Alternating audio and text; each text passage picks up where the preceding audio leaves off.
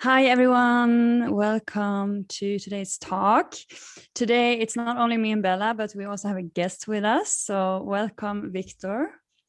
Hi, hello. Hello. Thanks for having me. Yeah. So for those of you who don't know Victor, do you want to present yourself briefly? Who are you Sure, and what are you passionate about in life?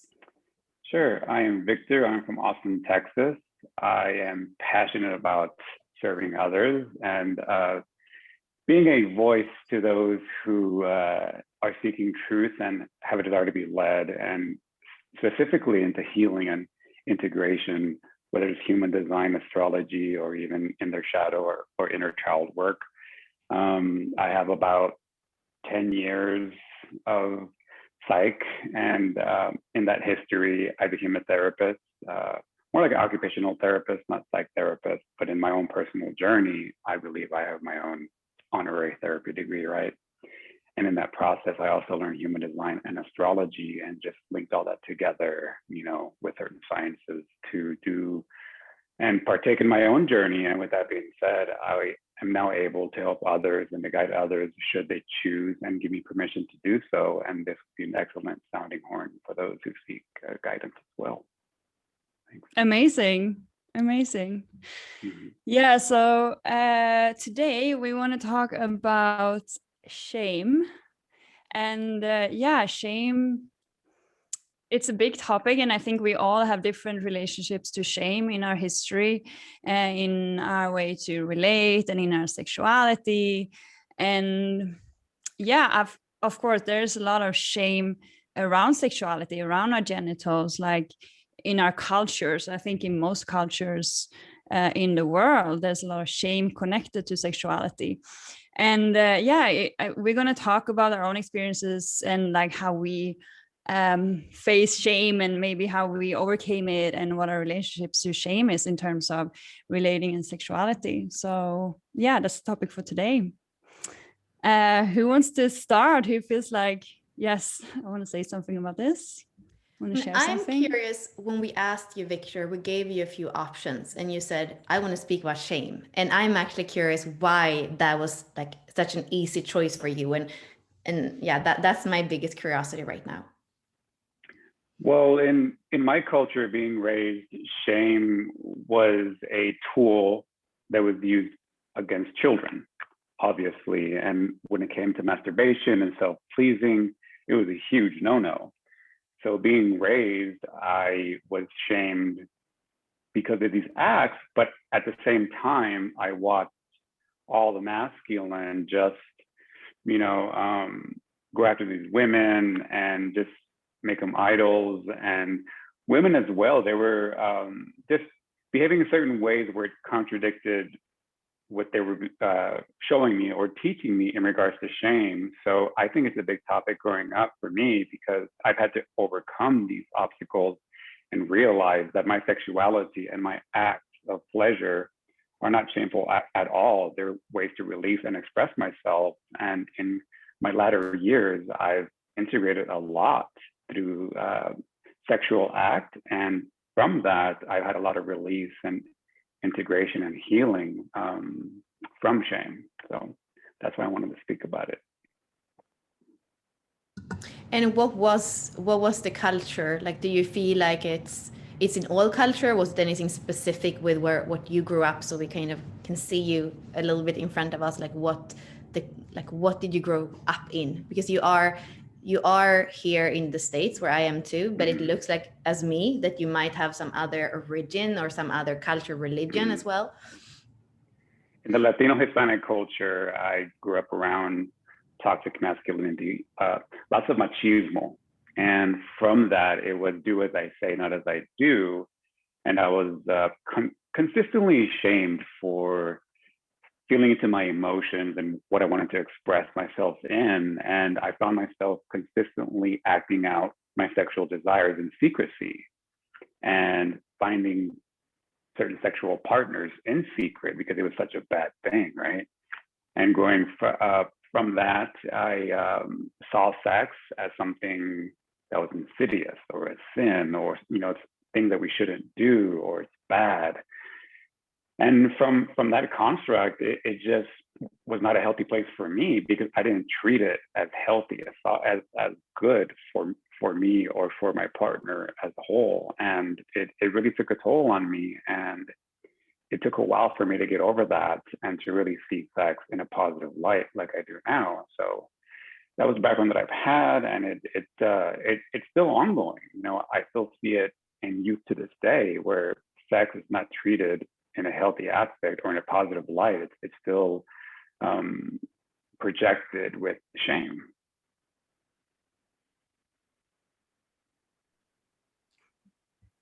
That's interesting. What about you, Vea? Yeah, go. What about go you, ahead. Vea? Do you think you have anything to add about that? Since I mean, you seem to come from a similar culture as well. I'd like to hear your opinion and your background.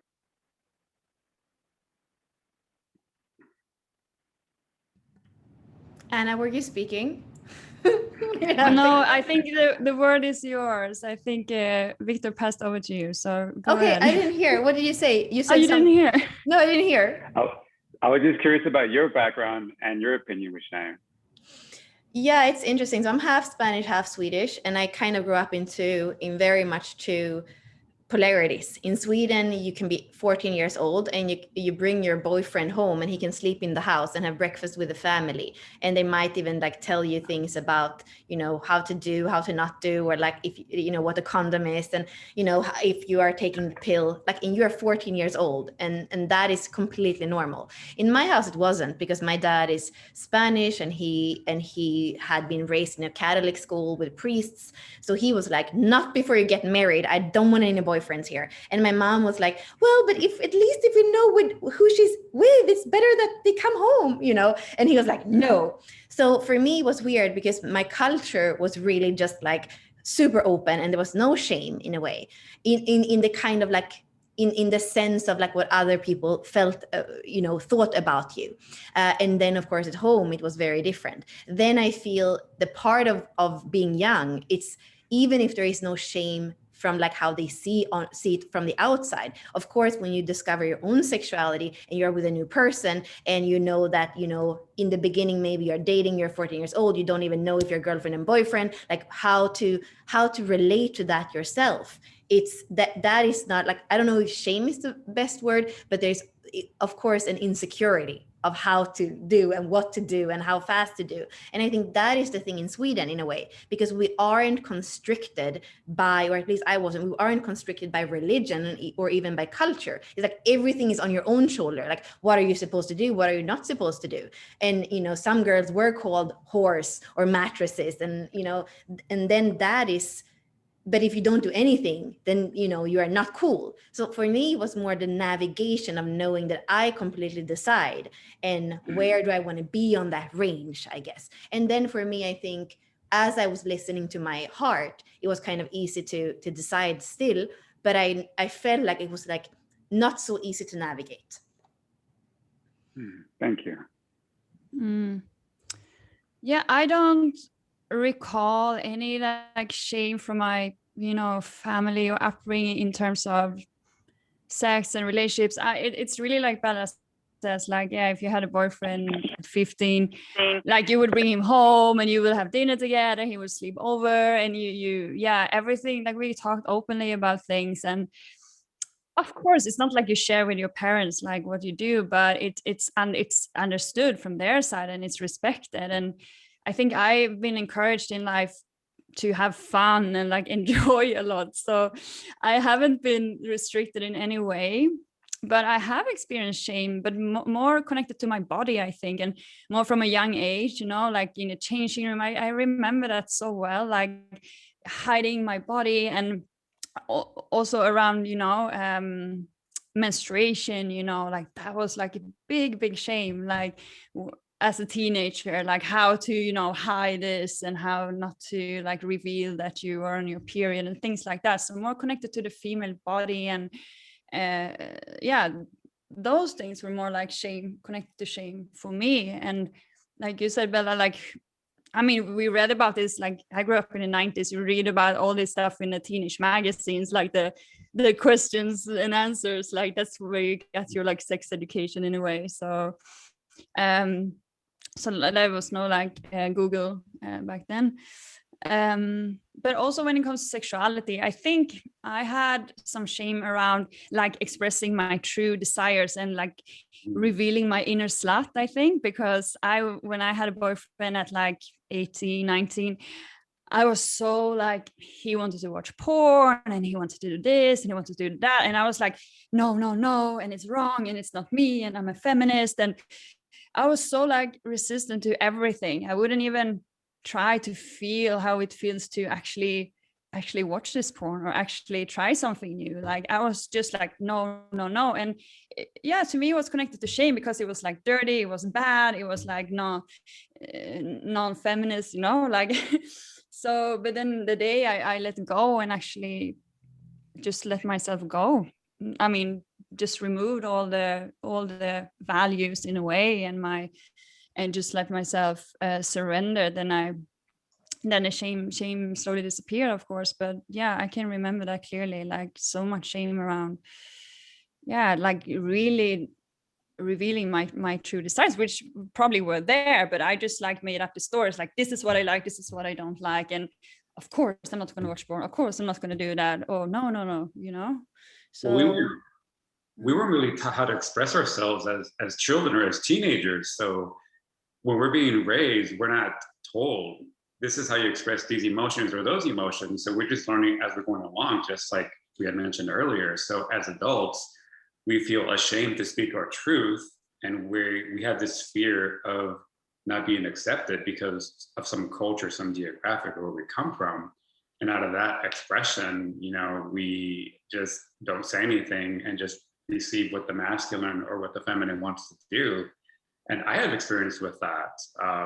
So my history is more so traumatic in sexuality. So I want to protect the feminine, you know. So when a woman wants me to do X, Y, Z to her, I'm naturally the dom. But when it goes beyond a certain point, I enter this mode of I want to protect you, not hurt you. So for me, I also have to integrate and clearly communicate to the person, you know, if she should want something or to do something, have a certain act done. I have to be clear in what that looks like and feels like, so I can understand what they want in that expression, so I can enter and attune to them, to meet them there, instead of coming from a place of just doing the act for them. So there's a lot of attunement in understanding what the woman wants when she expresses herself, and it has to be clear. If it's not clear and timid, then it won't be good energetically, and the experience won't be, you know, honed into an equal expression on both ends, where it could be really grounded and enjoyed by both parties. That's what I think.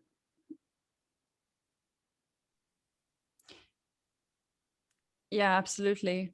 So first, of course, like, yeah, how can you like get rid of the shame and actually express yourself? But also it needs to be like so fucking genuine. Like you have to know why you want to do something. Like if you're like, oh, I want you to choke me, but okay, do you really want that? Or like, why do you want that? And yeah, I know exactly what you mean. Yeah, it needs to be very clear, and then the magic can happen, I think.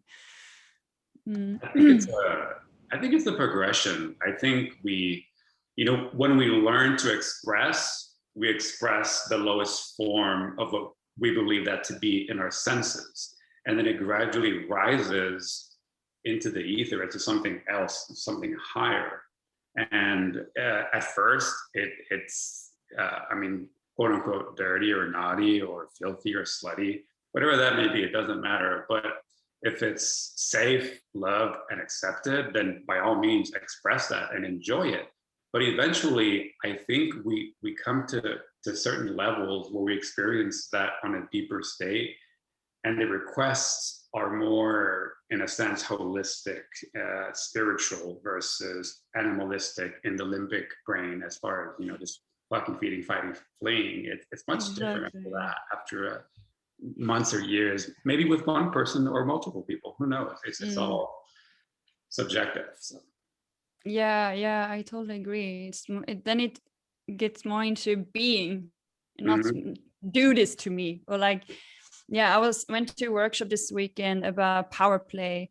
So it was about boundaries and about, the exercises were like you change partners and you were supposed to, one time you were supposed to use the other person. So basically tell them, well, I want you to do this and that with me. And another time was like humiliate the other person. And I really struggled in this workshop, not only because I had to like do things and be close to people I met for like 2 seconds. And secondly, like I don't do, like it's so hard for me to like do things. Like I just want to be, and from there things happen. So yeah, it taught me a lot of things. Actually, I left the workshop because I felt so strange. I was just like, I was watching everyone else like, demanding their partners to like run around like a dog, like naked in a room and bark. And I was like looking at this guy I was supposed to humiliate, like, I can't do it. Like, I don't feel like it. And also I don't have a single piece of dominatrix inside of me. So I'm not, I don't have that, but yeah, about doing and being and yeah, those things. Yeah, interesting. I feel like I had some weird things some years ago about not having shame, because I'm thinking about workshops as well, or tantra festivals, and you kind of had to go in the middle of a circle, maybe naked, could be women and men, or like temple arts. And I would be like, it would be so easy for me because I didn't have any body shame, and like we say, I was raised, even if my dad was like that, he was the weird one. So it's like, it's not really like that affected me. I was more like battling against that and never thought it was right. But then I had a thyroid problem. So I did like put on some weight, and there was like, I started to not be completely in control over my body. And before it was like, I was working out, I was healthy. I was always like, I was a fitness model when I lived in France. So it was always so easy. But then suddenly things was not in control anymore. And then I started to, like kind of what you were saying, Anna, I know that when you were younger, you had that too, like you had some more kilos and you were kind of more like pushing away yourself, dissociating from the body. And the beautiful thing though, when that kind of like, I could feel into a collective shame as a woman. And there's this part like on the like under my navel, like in my belly, like even when my partners, like if I had like like something close with somebody and I trusted the person, I could just feel, maybe making love, maybe afterwards, just like a hand on that part, and like so much like crying so much, and I could just feel the shame of that part, like after you have like after you birth a child, like that part of you that's holding a child that then is kind of, you have kind of given it away to the child, so you're destroyed. Like there was just so much there. And I can still, now it's one of the most pleasurable places that I can ever be touched, because I float in bliss but it had to kind of like, it feels like empty it, but even like kind of vomiting out all the pain that was in that like part of me. So there is something beautiful about kind of coming on the other side of shame. Like it was kind of weird when I didn't have the shame. Like, what are you like? It's so easy for me to just take everything off. I'm born in Sweden. We're in the sauna with men since we're like, nothing happens. But to go like to the other side and come back, what I experience now is much more, it's like much deeper and much more blissful than what it was before, when it was just normal, because I had to go through pain to come back to something deeper, I guess. I have a question. I have a question for both of you. Since you have more background with not much shame, how do you walk men into holding space for you, or how do you hold space for men in fully embodying themselves with a woman who doesn't have much shame? Because you are going to attract the same vibration in a man. However, maybe the man isn't used to certain things that you are. So how would you walk a man into alleviating his personal shame when he's taking the lead? Well, my experience is that there is often a breakdown. Like I thought before, because I think that thing, like you're saying, what you're attracting, like I'm kind of intense and powerful sexually. And I've been like, when I hear about the sexual like problems that people can have, I'm like, wow, it's weird, because I never encounter that. Or maybe one time in like 300 times there was like something like that. So I believe that there is a match, that it's just naturally like that. But what I felt more after Tantra, where I kind of what Anna is saying, I'm not doing things for the sake of doing, and I'm not so young, so I'm just kind of, I'm with a little bit older partners that already know more so that I get to learn, but actually I am in my sovereignty. Then I can feel like there's often a breakdown. And it's really hard for these men because often they think that they actually, you know, they've got it. And in many relationships or encounters before, they have been good enough, or like even, so I often feel a breakdown, and I know that it's going to come, and I can feel it leading up to that breakdown. And then it can be like, you know, then it can be, I often feel like the few weeks before, and then it breaks down, and then it feels like the whole identity and everything, the sexual identity, the person, like everything just breaks down. And there I just have to know that that crack kind of needs to happen. And I kind of just have to say to them, like, I kind of have to be there without pampering, just saying that, you know, like, remember this kind of thing. And then it, for me, I mean, this is very personal experience, then it kind of something new builds. So it's very actually similar to my own shame. I have to break down into it, and then there is something building on the other side. And I actually still, even if somebody pretends to be tantric or somebody pretends to be this, like, still there has never really been something long term that hasn't had that kind of breakdown where you kind of have to die to rebirth or something. I mean, it sounds maybe like, but yeah, that is my experience. And it's not until it breaks that you can actually really start to hold space for each other. Because before that, it's almost like you're still performing. But when it breaks down, then you can start to kind of build from something that is different, where you're not performing for each other anymore. That's my experience.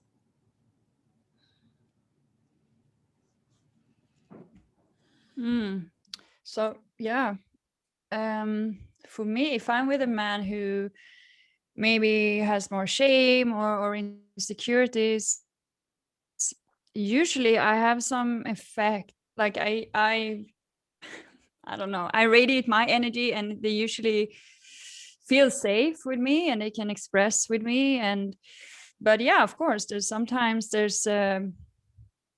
I can notice that they are not where they want to be, or where we could actually meet in a beautiful space. And I think I adapt, and I don't like to like teach people a lot of things, but I just like try to meet my lovers where they are. And also, like, I don't like to put pressure on anyone, or like, you know, it is what it is. If a man is like feeling stressed or something, and maybe he doesn't get hard or whatever it is, like because he's insecure or he has shame or he has his baggage, like it's like not a big deal for me. And then we just like do something else, or like give each other a massage. Like I really adapt to the situation, what is happening in a moment.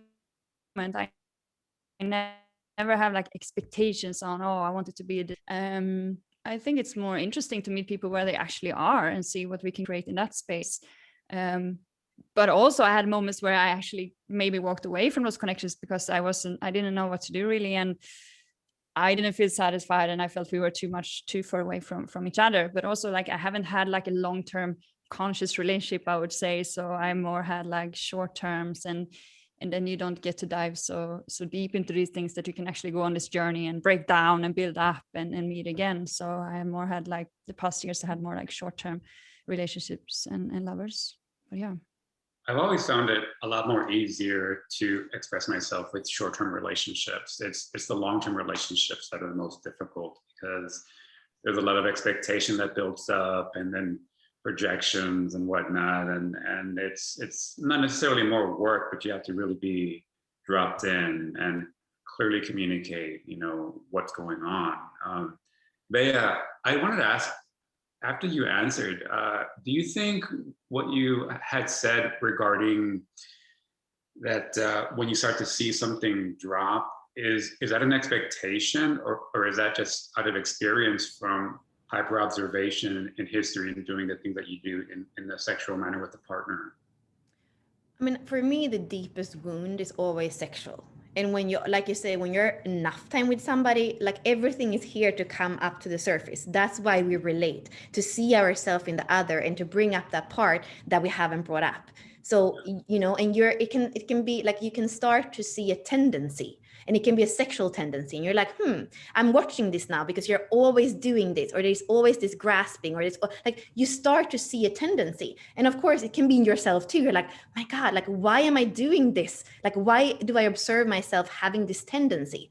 So it always kind of starts creeping on you, but then it becomes so obvious. And sometimes I feel like when you're really evolved, I think you never have to break down really. But I feel like when you have especially people that meet and haven't broken down together, like it's often kind of that shock, because you're like, we were so perfect in a way, like, you know, there's so much attraction, there's so much potential, like, and you don't want to break down, but you see this little thing happening, and it's like there's no other way than to kind of just, and I think that is the problem with many shorter relationships. Like when you come there, kind of you don't want to go to the wound, you escape. Either the shadow escapes from it, or it collapses, you know, and either way, it kind of, there's no way forward, because if one person completely collapses, maybe go into like, you know, like the woman might collapse and kind of, you know, in some way or another. It's only when you can kind of stay with it and know that this sucks, that's when. And the breakthrough, like the breakdown and the breakthrough is usually just in a week. Like it can be in 3 days. It can even be overnight, I think.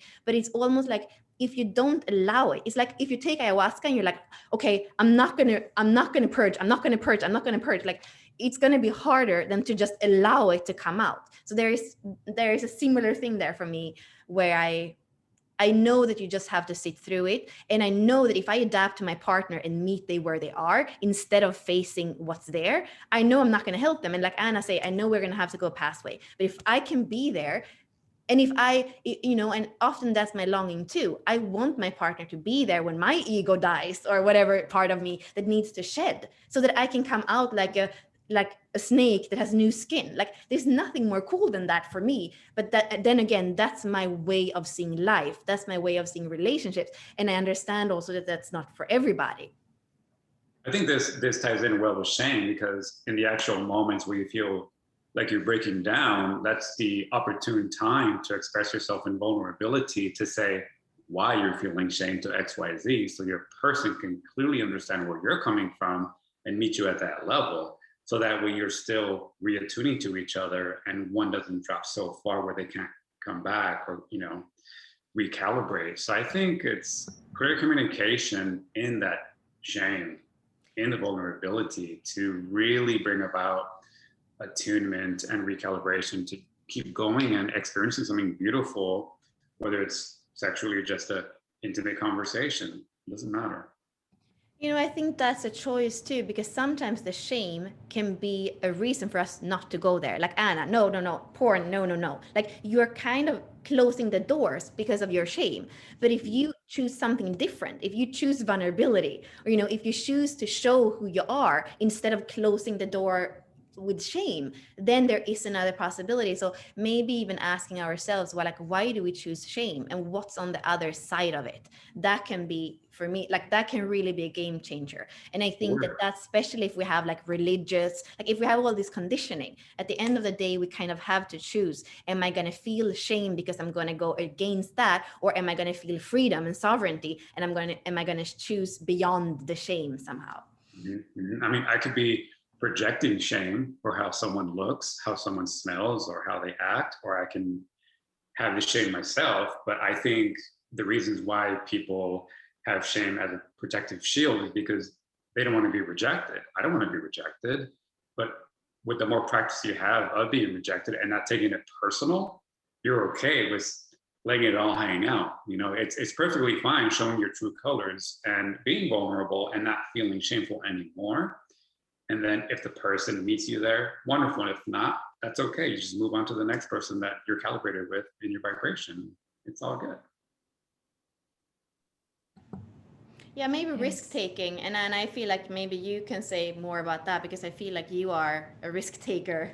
I think I am as well. But there is something here with having the courage that I feel like you could somehow speak to. Yeah. Yeah, what should I say about that? I guess I just jump before I think, and many times, especially in terms of relating. Yeah. yeah, I don't care so much about what other people think. I think to me, like what leads me is my desires, my pleasure, and my curiosity. And I almost think it's exciting to break the norm sometimes, and to like, yeah, I got 2 lovers and one of my lovers is married and he has 2 kids. Like, I like to create these unconventional relationships, not of the sake of doing it, but because that was the way I like to relate in this moment. And I love to talk about it because it's freedom to me. And I also love to shake things up a little bit and show people that you can create your own damn life. You can create your own relationships and your own designs and do like exactly what you want.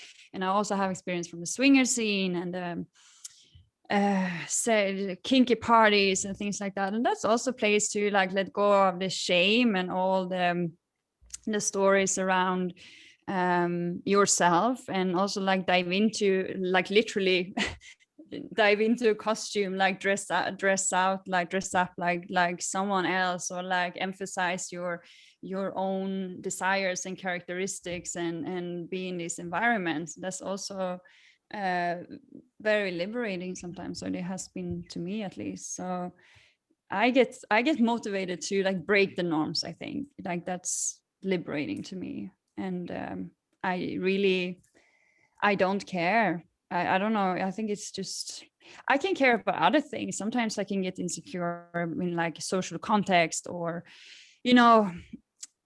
on Saturday I'm going to this party and I'm like, okay, but like, what is the dress code? What are people wearing? Like, I want to have the right outfits and stuff like that.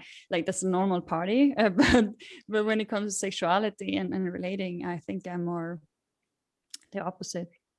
I think it sounds more so like a ritual. When you get prepped, you get dressed, you get into the archetype of something, and you embody that archetype, and that's the whole excitement of jumping in. And that night, you're X, But when it's personal, you don't necessarily go through the motions of getting prepped, of getting dressed, being in that archetype. It's a lot more intimate with one person, where it's long term, it's a different ball game. But I can feel the excitement. And even thinking about it, if I were to get ready, get dressed in a certain way, in a certain costume, going to a certain party, I would wholeheartedly be all in.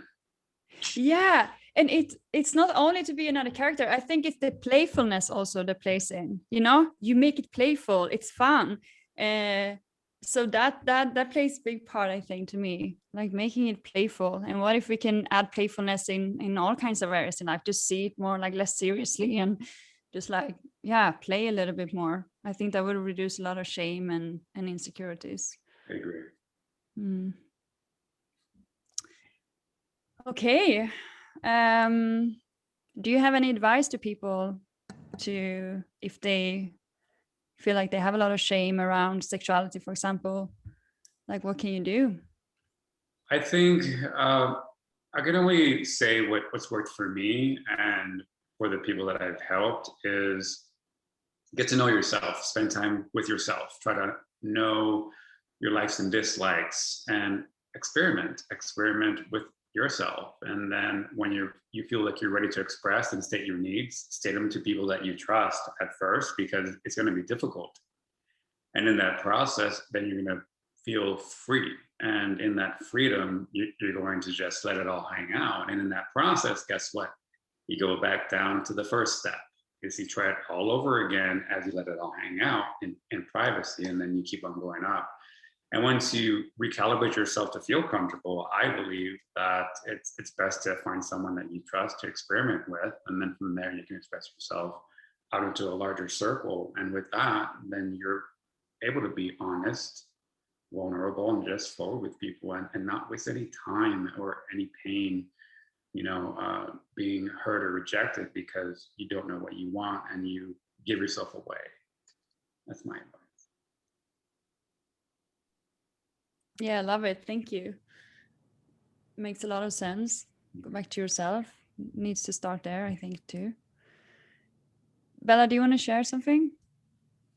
I think that those kind of, maybe, I don't know if sex positive communities are the best words, but I when I did my ISTA trainings a few years ago, which I don't think is for everybody, but it's basically 7 days usually that you go with a group of people, anything from 20 people to 50 people. And it's really about really taking off those layers, especially the childhood and the relationship to mother and father, so that you can be free. And what I've seen is people that come in, they're all kind of a little bit like this, you know, and because we all have these things that are basically physically and emotionally in us. And then, you know, like on the 4th, 5th day, you have like, you know, a party maybe in the middle of the day where everybody's dancing naked. And it's like, it's really this kind of funnel where you come in like this, and then you go out, like you come out completely naked, and you see people like this. Like, it's an amazing, like, then I'm not saying that, you know, I think one of the problems is like, how do you integrate that when you come back to your normal life? But how fast human beings, when they kind of have a good example, you know, when they do it together, how fast we can take off a lot of that stiffening, a lot of that rigidity.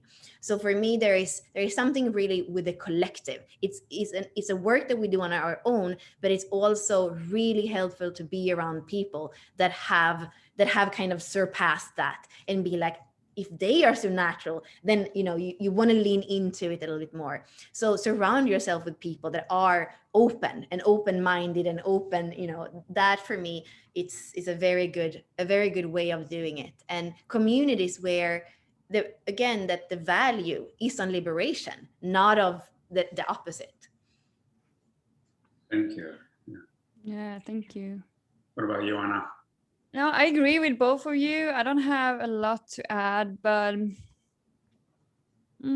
yeah, I would encourage people who are sometimes to let go of, like, try to let go of everything you believe in and just like feel. And also like when it comes to sexuality, I'm talking about now, like, so just like try to tune into what really turns you on and what really makes you going, without adding any layers or shame to it, or restrictions, or stories, and see what comes out, and try to go into your like animal instinct and your core and express from there. That's what helped me a lot. And you know, I don't think that, you know, you can be a feminist, but that doesn't really work in sexuality. Like, I just push all those things aside in terms of sexuality, because that is something different that doesn't belong in the bedroom to me. It's another kind of vibration. It's another kind of polarity and game and play that's needed there. So I would say sometimes like try to let go of your mind. I know it's not always easy, but also, like Bella said, surround yourself with conscious people, open-minded people.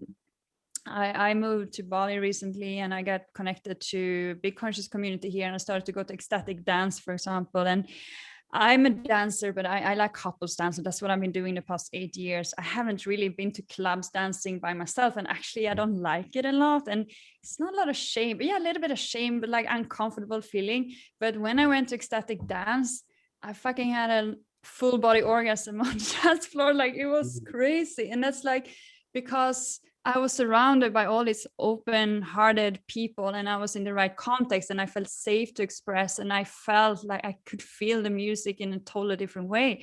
So yeah, find your tribe and find your vibe, really, and this space where you can express yourself more freely.